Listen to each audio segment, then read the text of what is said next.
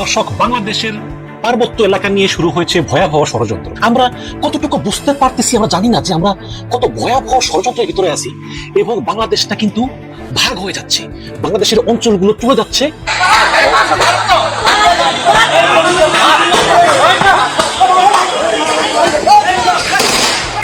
আমাদের গুইমারা নামসু বাজার, আমাদের গুইমারা নামসু বাজার বুদ্ধ বুদ্ধ অনেকজনকে হচ্ছে সেনাবাহিনী গুলি করেছে, অনেকজনকে হচ্ছে সেনাবাহিনী গুলি করেছে। বন্ধুগণ, ভারতের ইন্ধনে বা ফ্যাসিস্টদের ইন্ধনে এই ঘটনাটা ঘটাচ্ছে। আওয়ামী লীগ ফিরে আসবে। ইউনূসকে বলছি যে আপনার মাধ্যমে বাংলাদেশে কোনো নির্বাচন হবে না, আর আমরা মব চাই না। আর কত জ্বালাবেন আগুন, আগুন আর কত জ্বালাবেন? শেখ হাসিনা আমলে ভালোই ছিল, এখন আর খারাপ হচ্ছে, আরো খারাপ এখন শেষ নেই। 1.5 বছর তো পার হয়ে গেল, কই নতুন তো কিছু দেখতেছি না আমরা।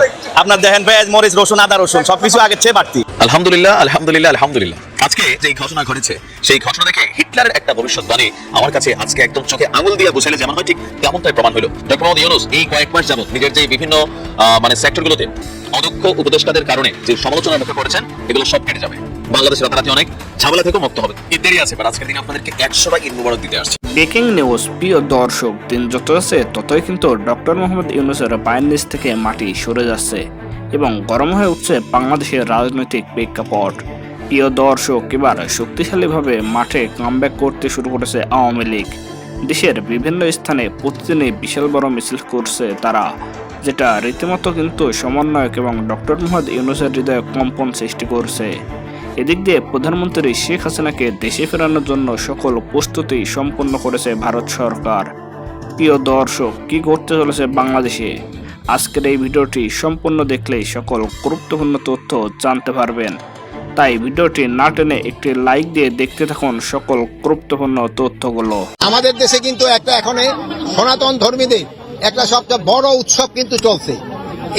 এই উৎসবটাকে যেন আমরা শান্তিপূর্ণভাবে করার জন্য আমরা সব ধরনের প্রস্তুতি নিচ্ছি। বাট একটা মহল যারা চাচ্ছে যে এই উৎসবটা যেন ভালোভাবে এবং ধর্মীয় উদ্দীপনার সাথে এবং উৎসব মুখরভাবে হতে না পারে, এই জন্য একটা মহল কিন্তু চেষ্টা করতেছে। এই একটা মহলে কিন্তু এই খাগড়াছড়িতে এই ঘটনাটা ঘটার চেষ্টা। স্বরাষ্ট্র উপদেষ্টা, আমরা জানছি যে পার্শ্ববর্তী দেশ থেকে তাদেরকে অস্ত্র দেওয়া হচ্ছে, টাকা দিয়ে যোগান দেওয়া হচ্ছে এবং দীর্ঘদিন ধরে তাদের এই পরিকল্পনা। আমরা দেখেছি সেখানে একজন বক্তব্য দিয়েছে এটাকে ভারতের যেন একটা রাষ্ট্র হিসাবে বা একটা প্রদেশ হিসাবে যেন নিয়ে যাওয়া হয়। সে বিষয়ে আপনারা কি ধরনের পদক্ষেপ নিচ্ছেন? আর সেখানে একটা ঘটনা ঘটেছে, 3 জন নিহত হয়েছে, আইন শৃঙ্খলা বাহিনীর সদস্য আহত হয়েছে। এই বিষয়ে আপনাদের পরিকল্পনাটাকে একটু বলুন। এই পরিকল্পনা আপনার ভাই যে প্রশ্নটা করলেন, ভাই কিন্তু একটা সত্যি প্রশ্ন করছেন। আপনি দাঁড়ায় যান। এই যে প্রশ্নটা করছেন, আরে ভাই যে প্রশ্নটা করছেন, আবার আপনি প্রশ্নটা একটুখানি বলেন, ওনারা তো শুনেন। বলা যে ভারতের ইন্ধনে বা ফ্যাসিস্টদের ইন্ধনে এই ঘটনাটা ঘটাচ্ছে। তা আমরা এটা যেন ঘটাতে না পারে এই জন্য আমরা আমাদের সর্বাত্মক ব্যবস্থা নিচ্ছি এবং আমাদের যে উপদেষ্টা মানে প্রদীপ ভাই, পার্বত্য চট্টগ্রামের যে উপদেষ্টা, উনি ওই জায়গায় আছেন, উনি এই জিনিসটাও দেখতেছেন। উনি আইন শৃঙ্খলা বাহিনী এবং লোকাল লিডারদের সাথে কথা বলছেন। এখন পরিস্থিতি মোটামুটি সন্তোষজনক অবস্থায় আছে। তা আপনারা জানেন কিছু সন্ত্রাসী পাহাড়ের উপরে থেকে তারা ফায়ার করছে এবং এই হাতিয়ারগুলি অনেক সময় বাইরে থেকে আসছে, যেটা আপনি ভাই বললেন। আমি অবশ্য দেশের নাম বলতে চাই না, আমার সাংবাদিক ভাই দেশের নামটা বলে দিছে। তা আপনারা এটা যেন প্রতিহত করতে হলে আপনাদের সবাই আমাদের সাহায্য এবং সহযোগিতা দরকার হবে। আপনারা সবাই আপনার সাহায্য সহযোগিতা করবেন। আরেকটা জিনিস হলো, আপনারা সবচেয়ে বলবেন যে গতকাল থেকে কিন্তু আমাদের একটা বড় ধর্মীয় উৎসব শুরু হয়ে গেছে। এই উৎসবের সময় যেন কেউ কোনো ধরনের বিশৃঙ্খলা সৃষ্টি না করে। দর্শক, বাংলাদেশের পার্বত্য এলাকা নিয়ে শুরু হয়েছে ভয়াবহ ষড়যন্ত্র। আমরা কতটুকু বুঝতে পারতেছি আমরা জানি না যে আমরা কত ভয়াবহ ষড়যন্ত্রের ভিতরে আছি এবং বাংলাদেশটা কিন্তু ভাগ হয়ে যাচ্ছে, বাংলাদেশের অঞ্চলগুলো চলে যাচ্ছে। এটা একটা বৃহত্তর ষড়যন্ত্রের সুপরিকল্পিত অংশ বিশেষ। এটা আমরা কতটুকু বুঝতে পারতেছি আমরা জানি না। এবং এমন এক সময় এটা হলো যখন বাংলাদেশের হেড অফ দ্য স্টেট তিনি আমেরিকাতে আছেন এবং সেনাবাহিনীর প্রধান আছেন মালয়েশিয়াতে। যদিও দূর থেকে অ্যাডভাইস দেওয়া যায়, বাট এটার একটা প্রতীকী গুরুত্ব আছে যে ঠিক এই সময় আসলে অবরণটা ঘটানো হলো। এবং আজকে আমি আমার আলোচনায় প্রমাণ করে দেব যে কিভাবে প্রতিবেশী একটি দেশের ইন্ধনে এই ধরনের ঘটনা সংঘটিত হচ্ছে এবং যার মূল উদ্দেশ্যই হচ্ছে এই খাগড়াছড়ি, বান্দরবন, রাঙ্গামাটিকে মূল বাংলাদেশ থেকে বিচ্ছিন্ন করে নতুন একটি রাষ্ট্র ত্রিপাল্যান্ড গঠন করা। এবং এর সঙ্গে জড়িত ভারতীয় কিছু রাজনীতিবিদ এবং ভারতীয় কিছু গোষ্ঠী, তাদের সরাসরি ইন্ধনেই এই ধরনের ঘটনা ঘটতেছে। আমরা সেনাবাহিনীর আইএসপিআর এর বক্তব্যে জানতে পারি যে গত বছর মোটরসাইকেল চালক মামুন তিনি নিহত হন।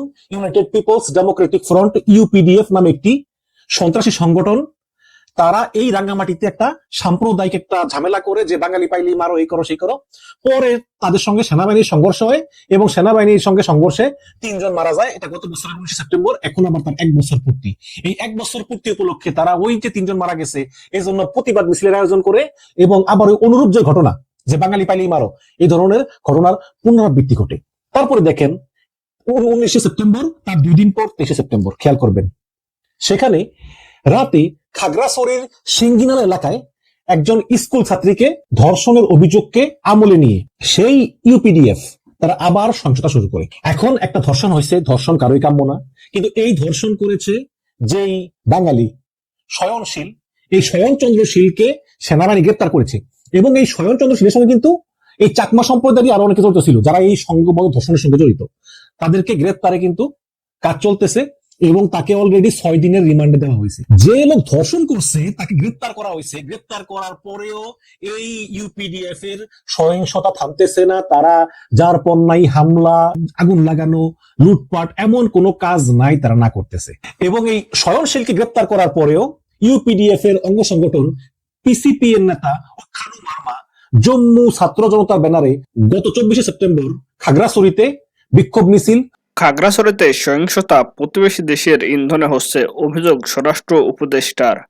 সনাতন ধর্মাবলম্বীদের দুর্গাপূজা ঘিরে একটি মহল খাগড়াছড়িতে অপতৎপরতা চালানোর চেষ্টা করছে বলে অভিযোগ করেছেন স্বরাষ্ট্র উপদেষ্টা লেফটেন্যান্ট জেনারেল অবসরপ্রাপ্ত মোহাম্মদ জাহাঙ্গীর আলম। তিনি বলেছেন, উৎসবকে শান্তিপূর্ণভাবে উদযাপনে সরকার সর্বাত্মক প্রস্তুতি নিয়েছে। সোমবার 29 সেপ্টেম্বর দুপুরে রাজধানীর পুরাতন রমনা থানা কমপ্লেক্সে ঢাকা মহানগর পুলিশের 5টি থানার প্রশাসনিক কাম ব্যারাক ভবন নির্মাণ কাজের উদ্বোধন শেষে সাংবাদিকদের প্রশ্নের জবাবে তিনি এ মন্তব্য করেন। স্বরাষ্ট্র উপদেষ্টা বলেন, আমাদের দেশে সনাতন ধর্মীয়দের একটি বড় উৎসব চলছে। এই উৎসব যেন আনন্দঘন পরিবেশে অনুষ্ঠিত হয় সেজন্য আমরা সব ধরনের ব্যবস্থা নিয়েছি, কিন্তু একটি মহল চায় না এটি সুন্দরভাবে হোক। খাগড়াছড়িতে তারা ঘটনা ঘটানোর চেষ্টা করছে। খাগড়াছড়িতে 3 জন নিহত ও আইন শৃঙ্খলা বাহিনীর সদস্য আহত হওয়ার ঘটনার প্রসঙ্গে তিনি বলেন, ভারতের ইন্ধনে বা ফ্যাসিস্টদের ইন্ধনে এই ঘটনা ঘটানো হচ্ছে। তবে কারো প্ররোচনায় যাতে পরিস্থিতি অস্থিতিশীল না হয় সেজন্য সর্বাত্মক ব্যবস্থা নেওয়া হয়েছে। আমাদের পার্বত্য চট্টগ্রামের উপদেষ্টা ঘটনাস্থলে রয়েছেন। তিনি স্থানীয় নেতাদের সঙ্গে কথা বলেছেন এবং আইন শৃঙ্খলা বাহিনীকে সমন্বয় করেছেন। বর্তমান পরিস্থিতি মোটামুটি নিয়ন্ত্রণে রয়েছে উল্লেখ করে তিনি বলেন, কিছু সন্ত্রাসী পাহাড়ের উপর থেকে ফায়ার করছে। এইসব অস্ত্র অনেক সময় বাহির থেকে আসে। দেশের নাম আমি বলতে চাই না, তবে সাংবাদিক বন্ধুরা বলেছেন, এসব প্রতিহত করতে সবার সহযোগিতা দরকার।